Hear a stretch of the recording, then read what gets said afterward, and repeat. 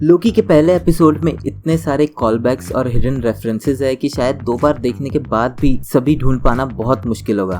क्या आपने ये नोटिस किया कि ये एपिसोड एक तरह से थॉर रैग्नारॉक के ही सिमिलर था, जिसमें कि थॉर की तरह लोकी एक बंदी है जिसे कि पता नहीं चल रहा है कि आखिर हो क्या रहा है और डिवाइसेस टच करके लोगों को मारा जा रहा है। अगर आपने फर्स्ट एपिसोड देख लिया है तो आपने भी बहुत सारे हिडन कॉलबैक्स नोटिस किए होंगे। इस वीडियो में मैं कोशिश करूंगा लिस्ट करने की उस हर एक कॉलबैक और ईस्टर एग को। Hi and welcome to super fans, I am Swapnil और ये है लोकी एपिसोड 1 के सभी कॉलबैक्स, ईस्टर एग्स और हिडन रेफरेंसेस। जब अवेंजर्स एंड गेम का रिकैप दिखाया है उसमें सभी सीन ऑलमोस्ट सेम है सिवाय इन 2 शॉट्स के, जिसमें कि लोकी कैप्टन अमेरिका का रोबोटिक वर्जन दिखाता है और लिफ्ट में जाते वक्त हल्क को बाय करता है। शायद इसी वजह से हल्क गुस्सा भी होता है। जब लोकी टेलीपोर्ट होकर टेसरेक्ट लेके जाता है तो पीछे से थॉर की आवाज सुनने को मिलती है, जो कि अवेंजर्स एंड गेम की ही है। मार्वल स्टूडियोज का लोगो चेंज होता है लोकी के कॉस्ट्यूम कलर्स में। लोकी मंगोलिया के डेजर्ट में जब क्रैश लैंड होता है तो वो सीन बिल्कुल आयरन मैन की फर्स्ट फ्लाइट और क्रैश वाले सीन के जैसे ही दिखाया गया है। जब लोकी वहां के लोगों को एड्रेस करता है तो वो वही डायलॉग रिपीट करता है जो कि उसने निक फ्यूरी को बोले थे अवेंजर्स मूवी की स्टार्टिंग में। I am Loki of Asgard and I am burdened with glorious purpose. I am Loki of Asgard and I am burdened with glorious purpose. और हाँ, अपनी आदत के हिसाब से वो बाकी सभी लोगों से ऊपर उठ के रहना चाहता है, इसलिए वो पहले इस छोटे से पत्थर के ऊपर चढ़ के ही फिर उनसे बात करता है। TVA की हंटर B-15 जब लोकी को मारती है तब उसके वेपन की लाइट ब्लू कलर की होती है, जो कि टाइम को स्लो करता है। लेकिन उसी वेपन की लाइट जब ऑरेंज कलर की होती है तो वो इन वेरिएंट्स को सीधे डिस्ट्रॉय कर सकता है। जब लोकी को TVA में लेके आते हैं तब वहाँ पे एक स्क्रल भी खड़ा होता है। लोकी को TVA में एज लोकी लॉफीसन कह के बुलाया जाता है, ना कि ओडिनसन, क्योंकि उनको पता है कि वो फ्रॉस्ट एंड लॉफी का बेटा है। लोकी की पास्ट स्टोरी जानने के लिए आप मेरा ये वाला वीडियो देख सकते हैं। अगर आप ध्यान से देखें तो लोकी का वेरिएंट नंबर है L1130, मतलब कि 1100 से भी ज़्यादा लोकी के वेरिएंट्स अभी तक आ चुके हैं जिन्हें कि TVA ने ट्रैक किया है। साथ ही लोकी का सेक्टर दिखाया गया है 1900 से 2099। 2099 मार्वल कॉमिक्स का वो बैच था जिसमें कि सभी पॉपुलर सुपर हीरोज जैसे कि स्पाइडरमैन, हल्क, फैंटास्टिक फोर और एक्स-मैन जैसी कॉमिक्स छपी थी। लोकी का जेंडर मेल ना होके फ्लूइड है। कॉमिक्स में फीमेल लोकी एग्जिस्ट करती है, तो इसका मतलब है कि जो बाकी और वेरिएंट्स आए हैं उनमें से कुछ फीमेल लोकी भी हो सकते हैं। और क्योंकि TVA मल्टीवर्स की टाइमलाइन को कंट्रोल करते हैं, फीमेल लोकी अर्थ 616 से ना होके किसी और टाइमलाइन से हो सकती है। और अगर मल्टीपल लोकी एग्जिस्ट करते हैं तो यही शायद रिप्रेजेंट करता है लोकी शो के ये मल्टीपल पैटर्न्स वाले लोगोज। TVA में एक एनिमेटेड वीडियो में टाइम कीपर्स के बारे में बताया गया है। कॉमिक्स के हिसाब से टाइम कीपर्स को क्रिएट किया था ही हु रिमेन्स ने, जो कि TVA का इकलौता डायरेक्टर भी है। इस वीडियो में नेक्सस इवेंट्स के बारे में भी बताया गया है, जो कि तब होता है जब कोई अपनी डेस्टिनेटेड टाइमलाइन से अलग जाता है। नेक्सस के बारे में वांडा विजन के एपिसोड 7 में भी डिस्कस किया गया था। आगे वीडियो में ये दिखाया जाता है कि अगर नेक्सस इवेंट अनचेक्ड रह जाए तो वो ब्रांच रियलिटी मैडनेस क्रिएट करती है, which left unchecked could branch off into madness, leading to another multiversal war. ये एक तरह से हिंट है doctor strange multiverse of madness की तरफ। तो ये क्लियर है कि Loki series Thor love and thunder से ज्यादा मल्टीवर्स ऑफ मैडनेस को बिल्टअप करने वाली है।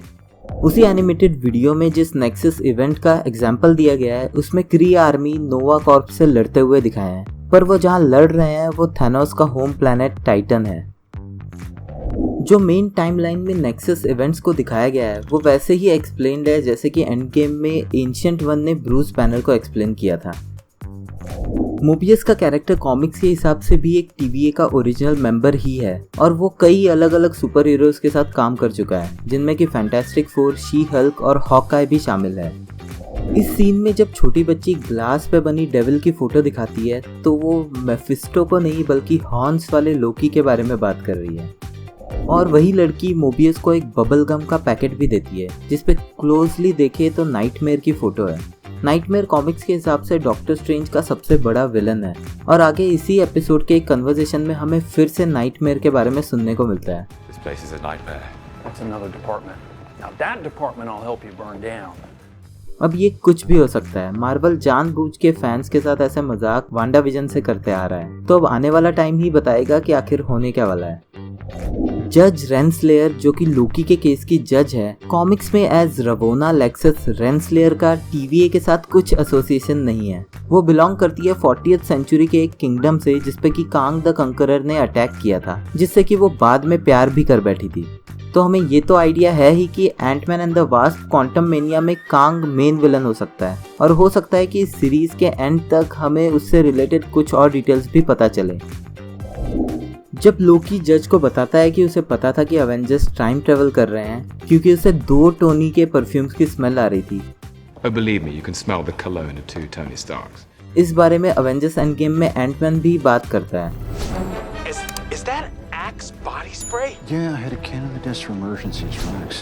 लोकी अवेंजर्स पे टाइम ट्रेवल करने का इल्जाम लगाता है, You speak of time criminals? It's they you should be after. जिसपे कि रेंसलेयर कहती है कि उन्होंने जो भी किया वो एक्चुअल में होना था, यानी कि उनका डेस्टिनी वही था। यानी कि डॉक्टर स्ट्रेंज का एक पॉसिबिलिटी देखना, आधी दुनिया का वाइप हो जाना, अवेंजर्स का टाइम ट्रेवल करना, टोनी का स्नैप करके मर जाना और स्टीव का टाइम में वापस जाके पैगी के साथ रहना। टीवी के हिसाब से ही इस मल्टीवर्स को मेंटेन करने के लिए ये सब कुछ जरूरी था। बट लोकी का अवेंजर्स की गलती से टेसरेक्ट उठा लेना गलत था, जो कि थोड़ा अजीब लगता है। जब मोबियस लोकी को अपने साथ ले जाता है तो वो TVA का बाकी एरिया देखते हैं। इनमें से एक बिल्डिंग पे T-282 लिखा है, जो कि थॉर की एक कॉमिक्स 282 का रेफरेंस है जिसमें कि टाइम कीपर्स पहली बार इंट्रोड्यूस हुए थे।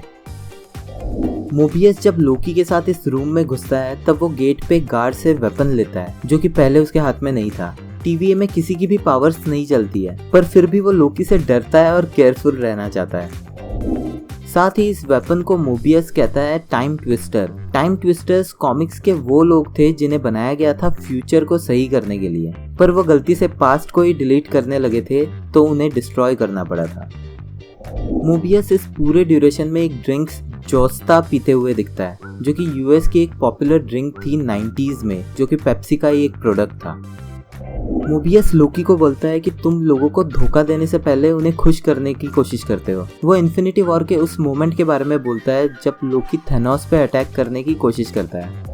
लोकी के पास्ट के वीडियो में दिखाया है कि वो एक प्लेन से पैसे चुरा के कूदता है और वही DB कूपर है। DB कूपर एक्चुअल में एक अननोन पर्सन था जिसने कि 1971 में US में एक प्लेन हाईजैक किया, उसे लैंड करवाया, गवर्नमेंट से $1 लाख, जो कि आज के टाइम के हिसाब से $1 मिलियन होंगे, लिए और फिर प्लेन को टेक ऑफ करवा के हवा में एक पैराशूट से कूद गया।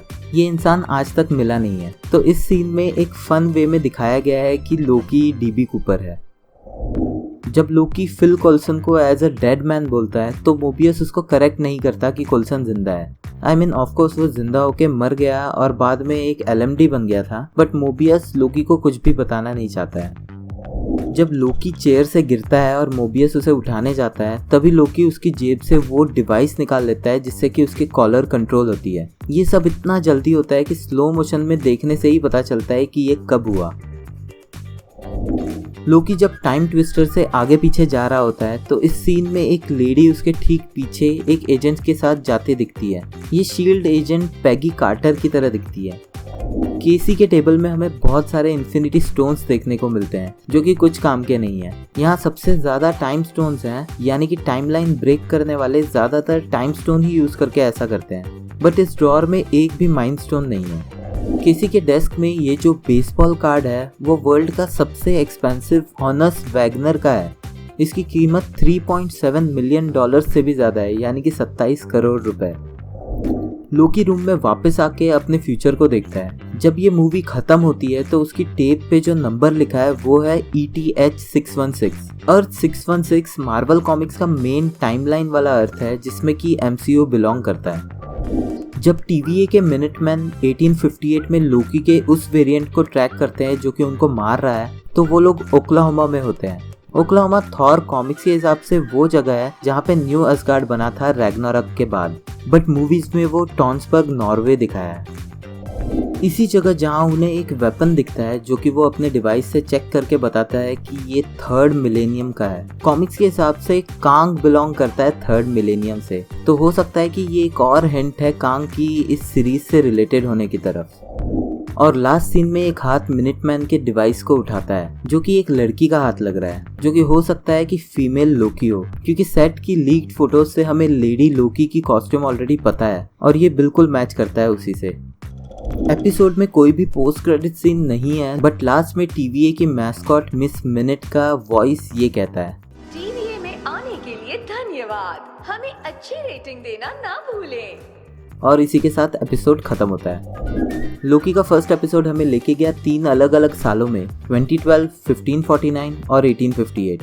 बट अभी भी किसी को ये नहीं पता कि TVA कौन से ईयर में बिलोंग करता है, या फिर TVA का कोई फिक्स्ड ईयर है ही नहीं। अगर आपको इसका कोई आइडिया है तो कमेंट में लिख के मुझे ज़रूर बताना। तो ये था लोकी के फर्स्ट एपिसोड के सारे ईस्टर एग्स और कॉल बैक्स। अगर आपको वीडियो पसंद आया है तो लाइक कर देना, और हाँ, मेरे नेक्स्ट वीडियोस को देखने के लिए सुपर फैंस को सब्सक्राइब भी ज़रूर करना। Thank you for watching. My name is Swapnil और आप देख रहे थे सुपर फैंस। मिलते हैं नेक्स्ट वीडियो में।